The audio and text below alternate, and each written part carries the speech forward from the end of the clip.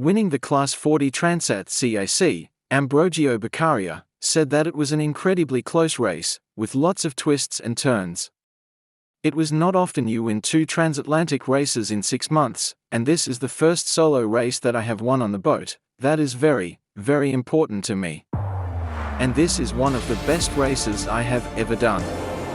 A lot of the time it is about pain and suffering. This time I was very, very aware all the time of what I was doing, and everything worked very, very well. Au loin, les gratte-ciels de Manhattan rendent tout petit le monocoque d'Ambrogio Beccaria. Et pourtant, l'Italien a réussi quelque chose de grandiose, terminer The Transat CIC en moins de 12 jours dans la catégorie Class40. Oh, l'Atlantique, genre, mais qu'est-ce que j'ai kiffé! Ah ouais, mais j'ai adoré, mais c'est magnifique. Les derniers 4 jours avec Yann, c'était un des plus beaux jours que j'ai jamais fait de ma vie. Et plein système, plein météo.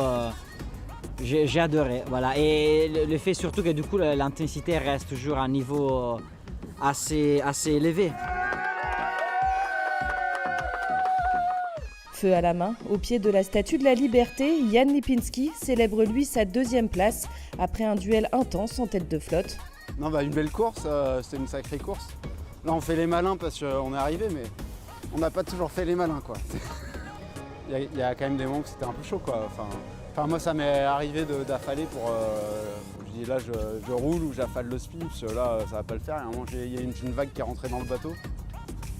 Là j'ai dit bon on va commencer à calmer un peu le jeu. Puis là tu roules, puis tu dis ah ça va pas, je vais passer vite. Alors tu redéroules, puis tu dis tant pis, on y va quoi.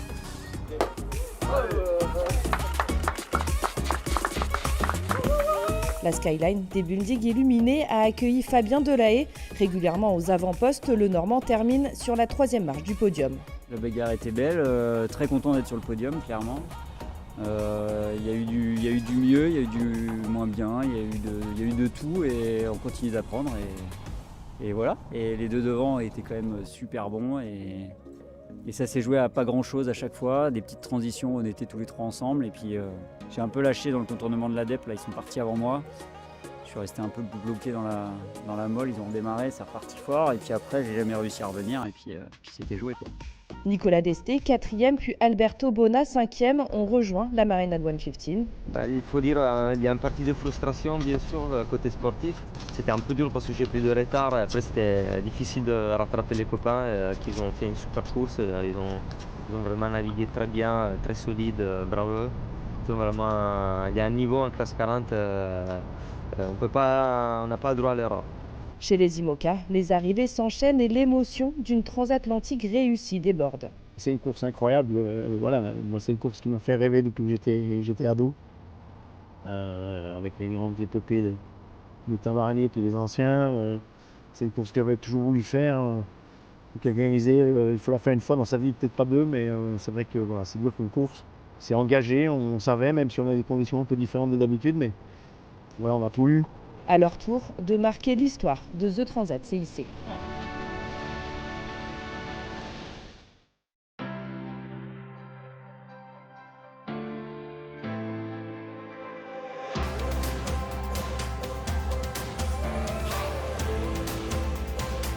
This is your weekly global sailing highlights show, The World on Water, May 17, 2024.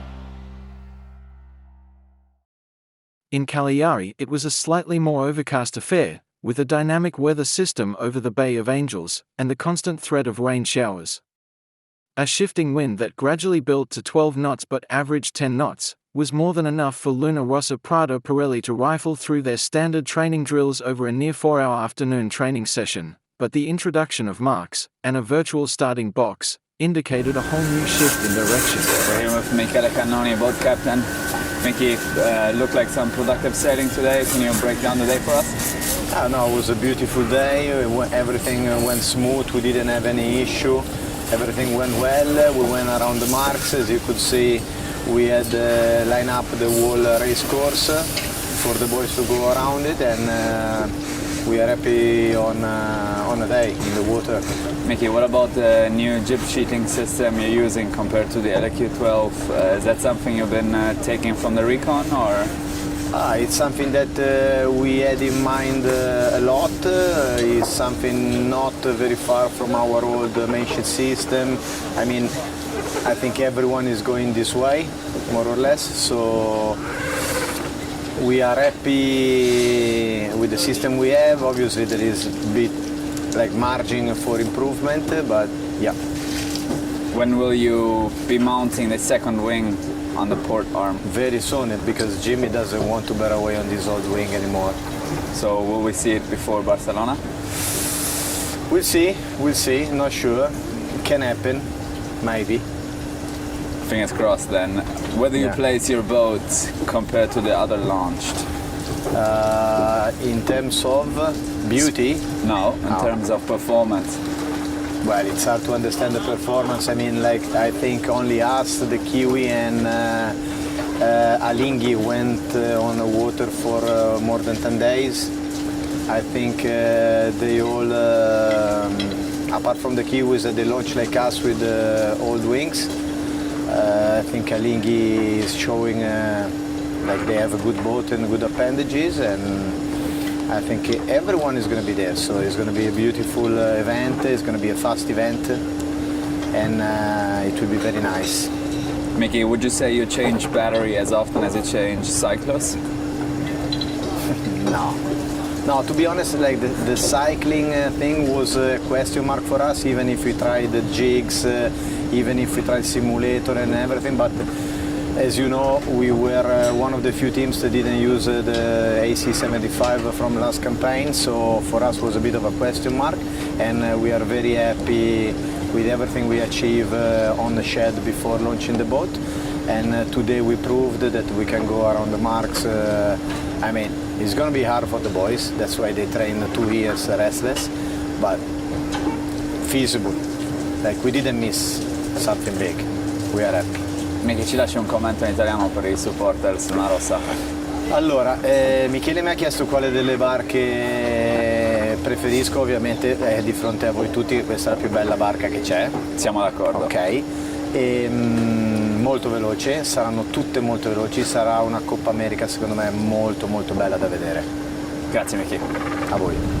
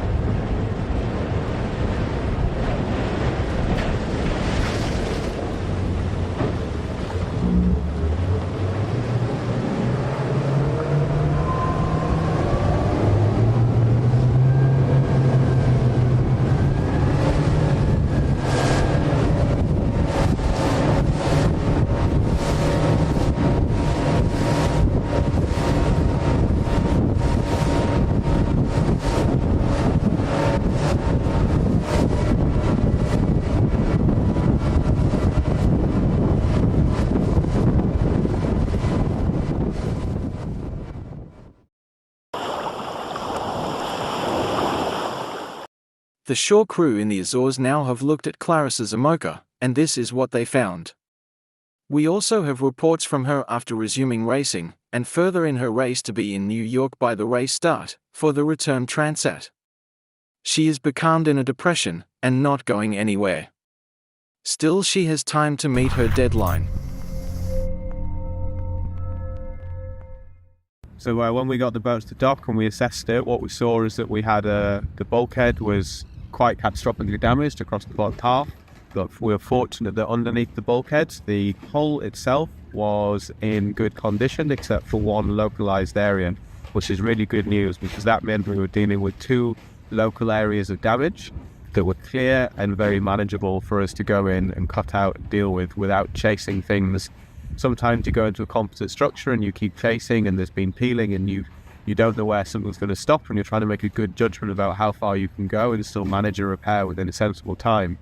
In this case, it was very clear, it was very discreet, it was that and it was that, and they're the 2 things that needed dealt with. So we were able to go in, be quite aggressive, make some big cuts, and then come in with the new parts. We made a new cave, put in a new piece of bulkhead, repair the damaged stringer on centerline, and follow a pretty clear, simple process to be able to get the boat back together in a quick time. I think it's only 2 and a bit days since we came out of here with the materials, and the guys have pulled out all the stops, and we are ready to go again. We've got the guys in the bow just taking the last couple of vacuum bags off, and then Clarisse will come down and we'll get the boat ready and we'll get off the dock and start the race again.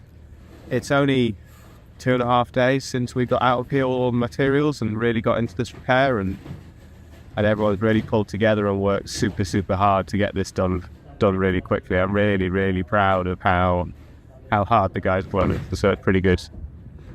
And yeah, hopefully we get the boat out to New York, and then we'll reassess the boat there and make some additional plans and do some additional work if required to make the boat even better for the return back across the Atlantic.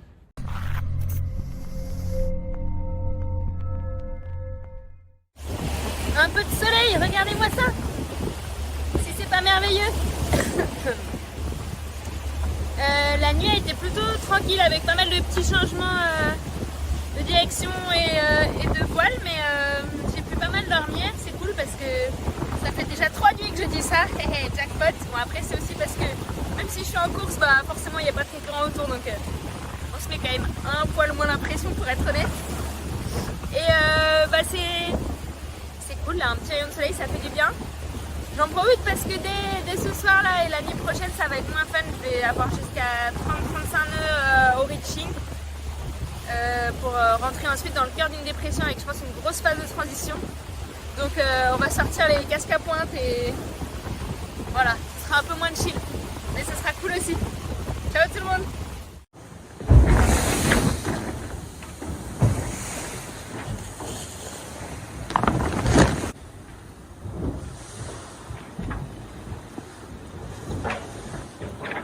Je suis bloquée au milieu d'une dépression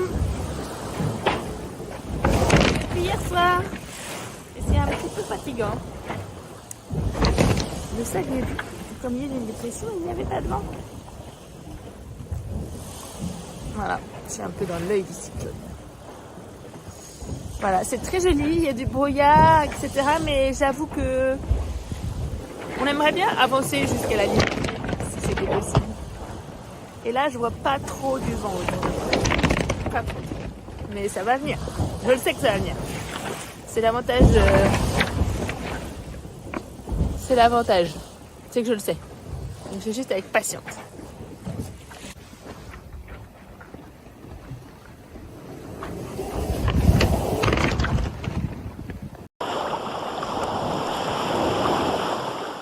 Torbjörn Törnqvist's Artemis Racing demonstrated herself to be categorically back on form after winning 5 races out of 9 at the 44 Cup Bayona.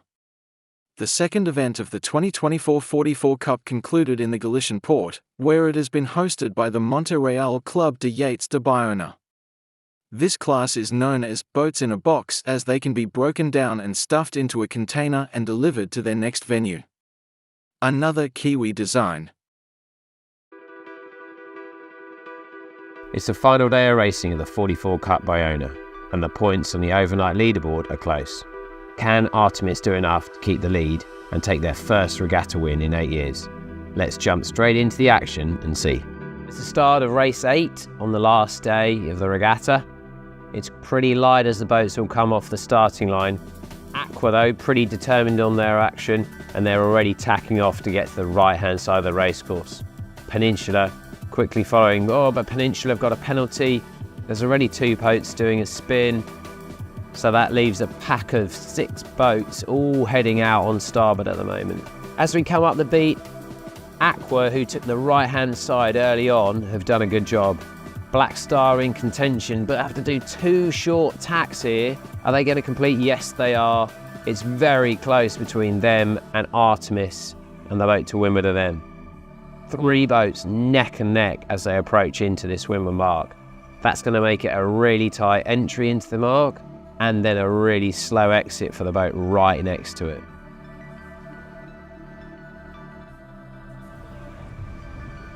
Aqua though, plenty of room. Coming out of the where we're marked with space, turning the boat down nicely, the kite goes up, and boom, setting really well straight out of the mark.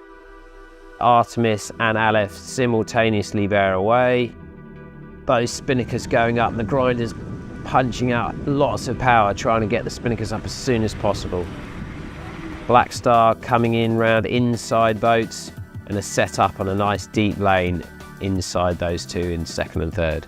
Breeze hasn't really come in so much, so it's really quite light. All the teams have been very delicate and very careful of maintaining as much speed as they can. As we approach into the bottom, Aqua have maintained that lead. They drop with nice time to then just start putting a graceful turn in to round and maintain their momentum. Artemis coming in for a jibe. Okay, standing by. Jibe in a 4, 3, yep, 2. Just cross, keep crossing.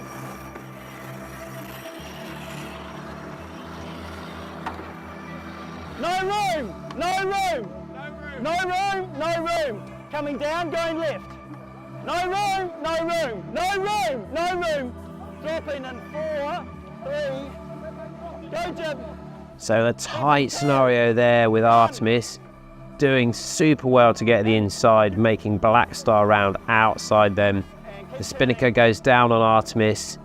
Aqua just sneaking through the dirty wind. It's going to be close here, really super close as they come down into the last bit. Aleph now have to avoid because they're windward boat and have to give way. They do so. The boats are at full speed, just coming into this last phase into the bottom of the leg. So as it comes into the finish, wow, it's been super close. Aqua just nail it at the finish with Aleph sneaking through into second. What a close finish. Artemis have sailed a really solid race. They're going to come across the line in third with two boats coming together. Black Star, the left of the two. Stand by, jibing in 5, 4, 3, 2, 1, jibing. Good.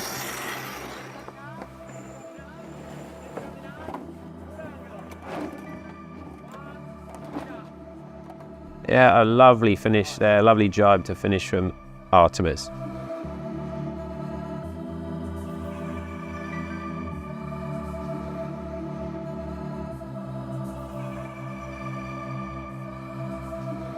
It's race 9, the last race of the regatta. There's a little more wind, but the wind's a little bit more shifty.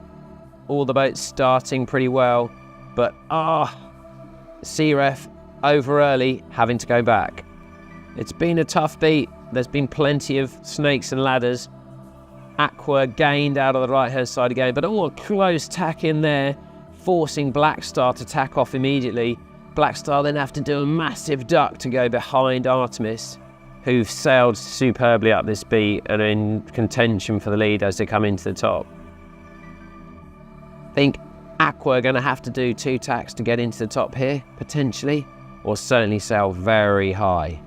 They're going for the luff.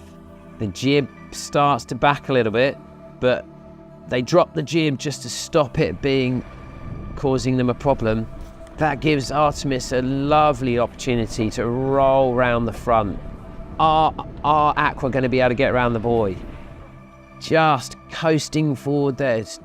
And the jib, they've got back up and the spinnakers are going out. Yes, they're going to get around. Meanwhile, Artemis are off.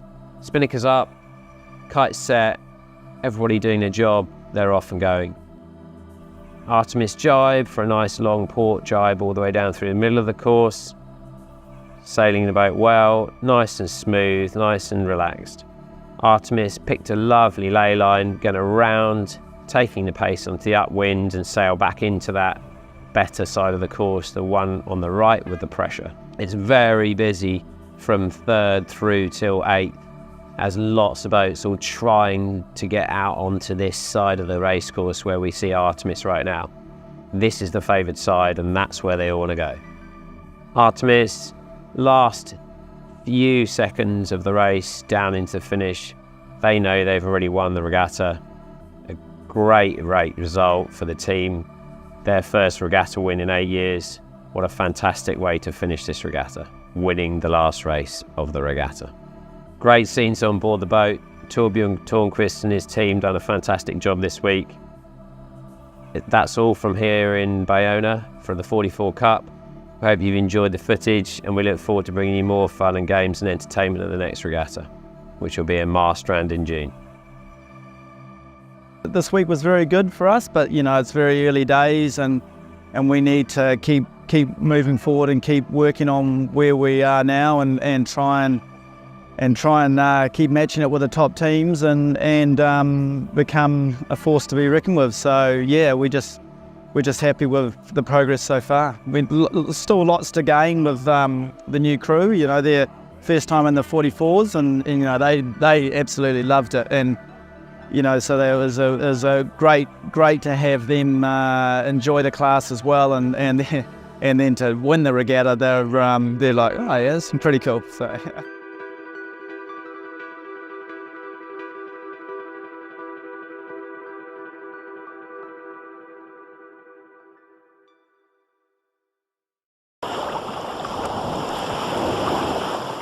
2024, 470 world champions, Jordi Zammer and Nora Brugman of Spain, claim one more title and are crowned European champions. The 470 European Championship, held in Yacht Club de Cannes, in France, was concluded with a medal race on Sunday, May 12. Following their successes in Parma, 2 months ago, where they claimed the 470 mixed world title, Jordi Zammer and Nora Brugman from Spain have been crowned European champions in Cannes.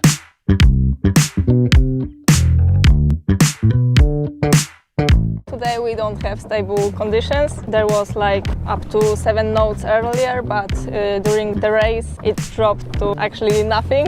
So the race has been abandoned, and now we are waiting for the winds to come back, or for the race committee to make other decision.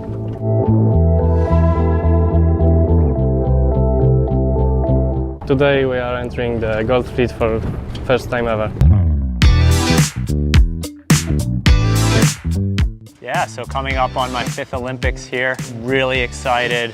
Games in Marseille, excited to be sailing with Laura, with coach Robbie Bisi. Every time is different, every time is a new challenge. Looking forward to putting our best foot forward. This is my 2nd Olympics, but very different because my first one was during COVID, so really excited, and it's just amazing to sail with Stu and, you know, gaining experience as a team together, how different the fleet is now and how different our campaign is to all of the other campaigns that Stu's done, and so excited. This is so few people get to go to the games. For us to do it together as a team is really special.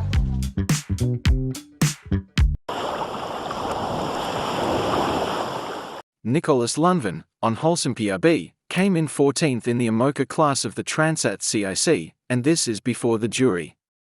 Certainly expected to be one of the key contenders for a top 5 on this race, Nico Lundven's challenge was compromised severely when he lost the bowsprit of Holcim PRB. Since then he was unable to fly any curd sails, and struggled to find speed and dropped places. Rosalind Kuiper also gives an update on the repairs to the boat in New York.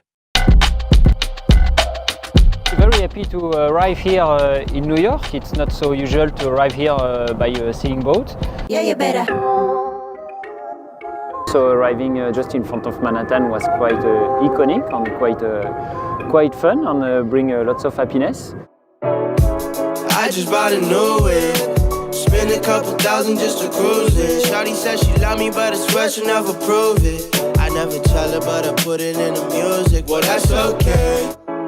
I'm a bit frustrated about the race because I had an issue, so I was not able to play the competition with the other boats. But it's always a good achievement to cross the Atlantic on this kind of boat, and I learned a lot of things, and it was a very good training in order to prepare the Vendée Globe.